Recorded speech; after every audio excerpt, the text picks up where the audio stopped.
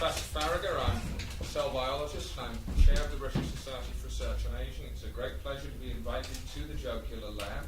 And I've been asked by Stephen Bichelle to share our understanding of the biology of aging. Could I have my first slide, please? Okay. But I'm going to need your help, Bichelle, if that's okay. Do you think you could be an actress? Well, I'd love to. Let's try it, shall we? Let's see how we do. Okay. I know, it's thrilling. The interesting thing about aging, if you're a biologist, is that it's a field that intersects on many others outside pure biology. It intersects on culture, on people's own sense of chronology, and also on their philosophy. If I could have the next slide, please. This is basically what I think most fundamental researchers into the biology of aging could sign up to quite comfortably. Most of us would say that intervening in what you think of as the aging process is morally desirable, and that the failure to recognise this is very widespread, but it's philosophically fallacious. I'll try and show you why. Most of us, I think, would agree, in fact all of us would, that the aging process is malleable. And that means that what you might call medicines for aging are valid research goals, i.e. they could be achieved. We know they could be achieved because it's possible to extend the lifespans of a wide variety of laboratory species by making them much healthier. And there are different ways in which we do that. And research into this fundamental health extension process, which is really what the biology of aging is really very necessary. And it's rather underfunded. Let's have the next slide. I need you to imagine, if you can, Michelle, that you're a BBC journalist called Pascal. You do that? Yeah. I am Pascal. This is an interview with a gentleman called Aubrey de Grey, with whom I have clashed publicly on a number of occasions. But in this particular instance, he is rather more sinned against than sinning. And this is just a transcript of an interview he gave recently. You'll be Pascal, I'll be the gentleman. So I'm acting now? Yes, I'm Pascal. now. You're Pascal now. Your next slide, please. Okay, it's an exchange on a possible cure for aging. I'll go first. Yes. Older people will not just look like young adults, they'll function like young adults in every way. A lot of people listening might think that is a horrific idea. The cycle of life has certain benefits. It creates space in a company for the new to come up and take their turn. It's certainly true that the elimination... It's certainly the case that the elimination of aging will bring about an enormous number of changes in society. But that's not a reason not to do it. Next slide, please. Okay. What is Pascal's ethical stance?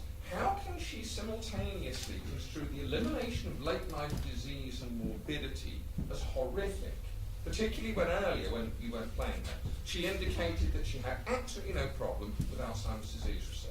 Why is she comfortable with killing older people so that younger people can run companies? Is she in what we might term a state of ethical self-contradiction? And if so, does she even know it? And if you don't know what I'm getting at, we'll change one word and redo the scene. Next slide, please. So Pascal. Okay. Consider the following exchange on a cure for cancer. Former cancer patients won't just look like healthy people, they'll function like healthy people in every way. A lot of people listening might think that is a horrific idea. Cancer has certain benefits. It creates space in a company for the new to come up and take their turn. It's certainly the case that the elimination of cancer would bring about an enormous number of changes in society, but that's not a reason not to do it. Thank you very much indeed, Michelle. That's wonderful.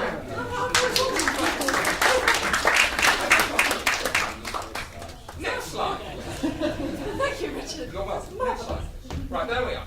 Okay, these are the contrasting ethical frameworks. De Grey may be wacky, but he's ethically coherent. And he goes like this. Aging causes suffering and death. Suffering and death are bad. The removal of the causes of suffering and death is a moral imperative. And Bob's your uncle. Harter's much more confused. The use of the term the natural cycle of life suggests she thinks like this. Natural things are good. Aging is a natural thing, therefore aging is good. Disease is not a natural thing, therefore disease is bad. Because Pascal is not in Jugular Lab, I don't have access to her subconscious. But if that is the case, she is in the grip of something called the naturalistic fallacy. A fallacy so common, it has a philosophical name. I'll try and show you what it is. Next slide, please. The naturalistic fallacy is the claim that that which is natural is inherently good and or right, and that what is unnatural is inherently bad and wrong.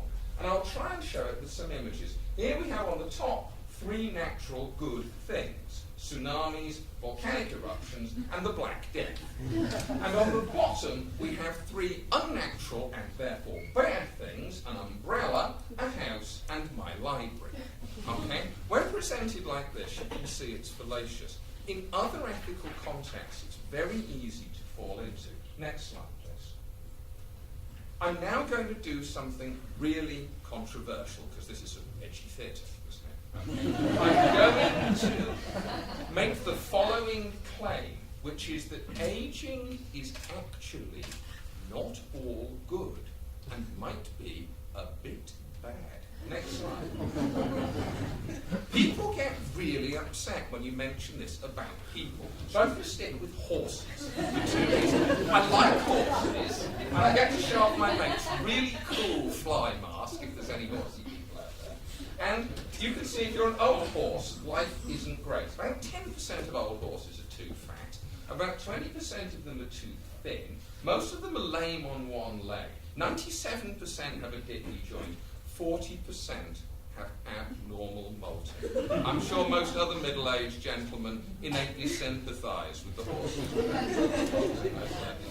All of them have dicky eyes, all of them have dodgy teeth. And if we move from one set of animals I care about, next slide please, to another, the lot is quite similar.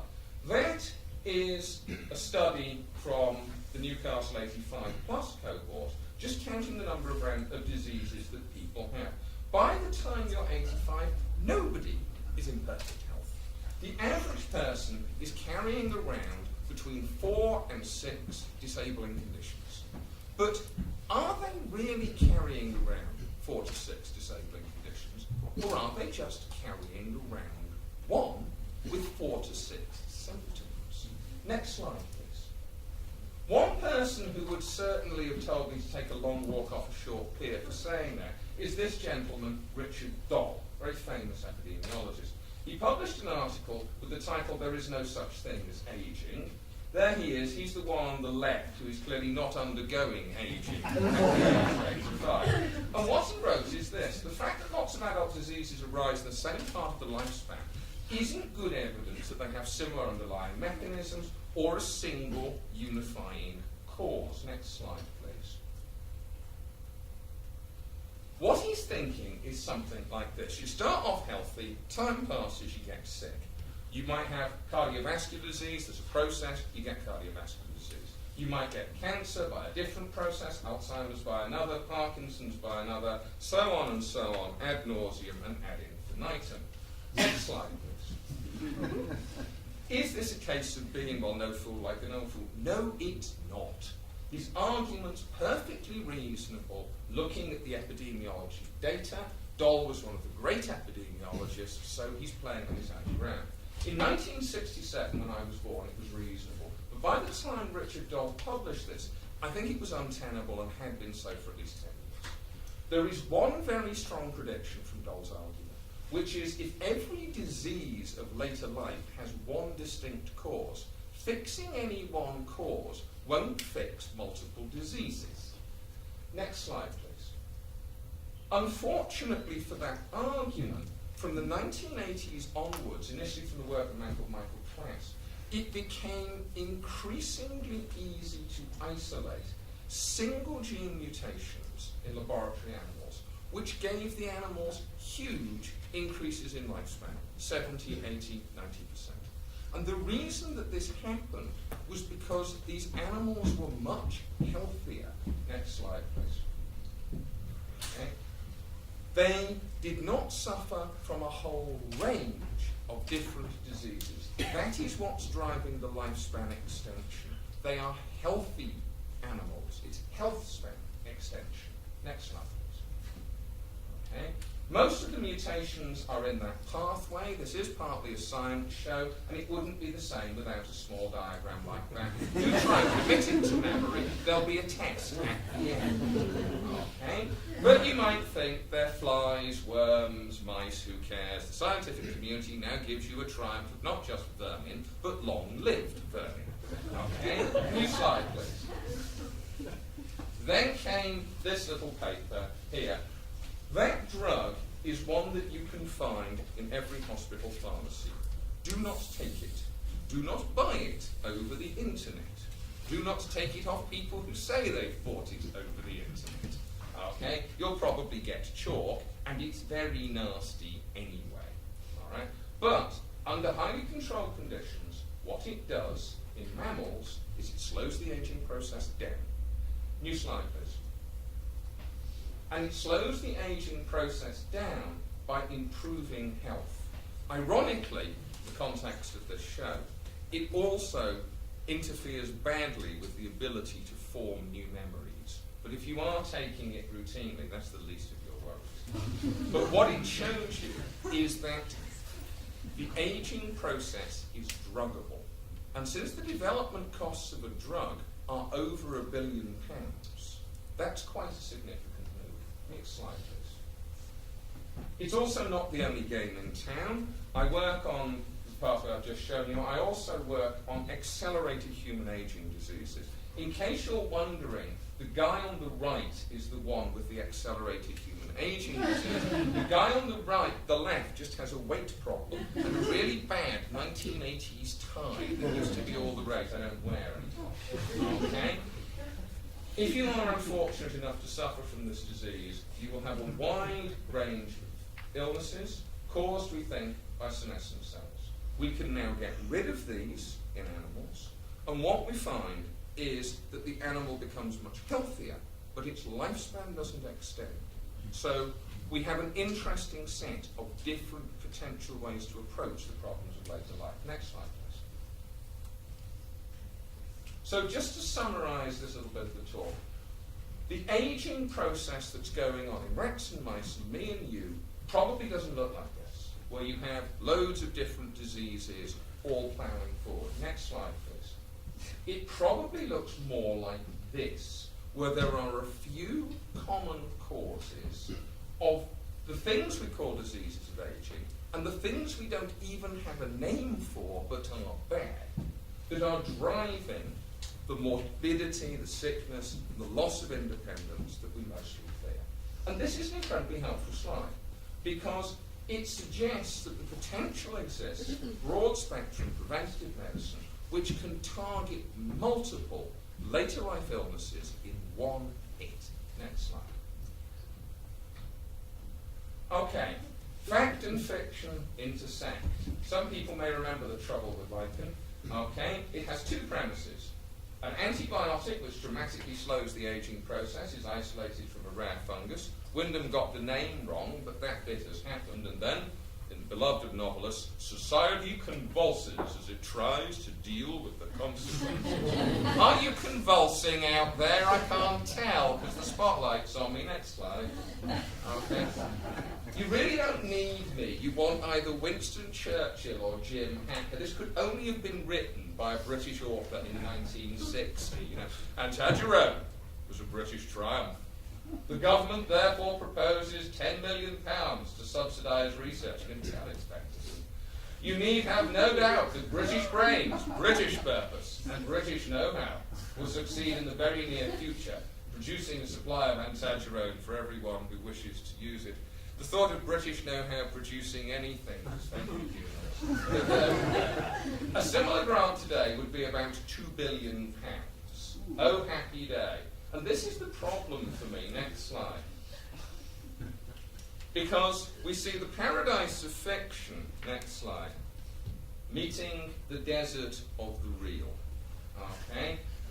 This is just a slide about money, and this is a quote from Vince Cable. You may know him. He works in a similar comedy outfit in London.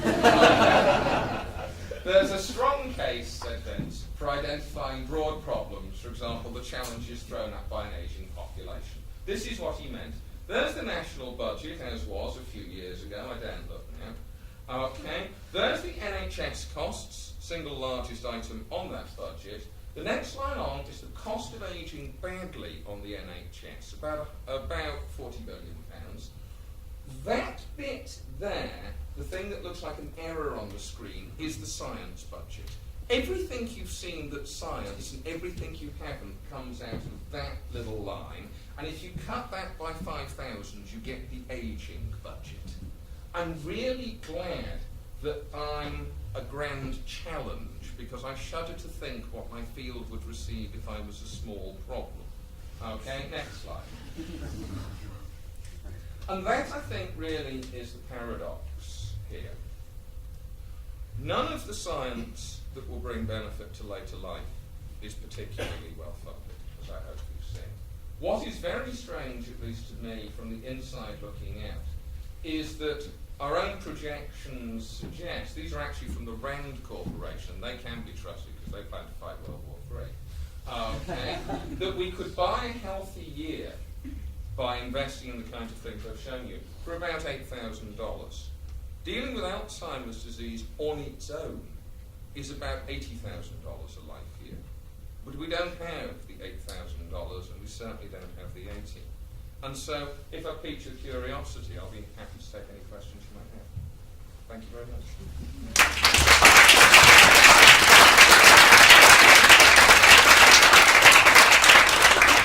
Do we have any questions for Dr. Richard? Yes, on the back there, yes. Now that we can map human genomes, do you think that there's ever going to be a situation where our health service can predict what kind of diseases people will suffer from, and therefore sort of target their treatment that way? Yes and no. Okay.